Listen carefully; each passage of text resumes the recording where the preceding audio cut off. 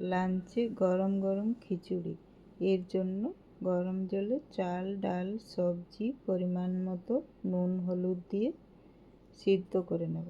কড়াইতে সরষের তেলে জিরে, শুকনো লঙ্কা, তেজপাতা, পেঁয়াজ কুচি, আদা, রসুন, কাঁচা লঙ্কা, টমেটো বাটা, ধনে, জিরে গুঁড়ো দিয়ে মশলাটি ভেজে নেব।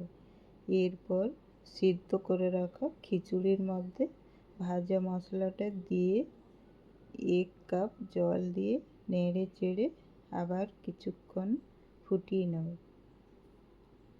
খিচুড়িটা পুরো সিদ্ধ হয়ে গেলে তার মধ্যে 2 চামচ মতো গুড় দিয়ে দেব।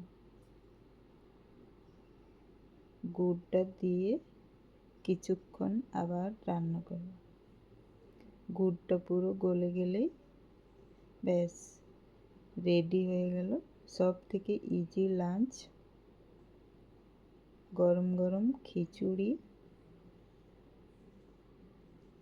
বেগুনি, পাঁপড় ভাজা, কুঁদরি ভাজা।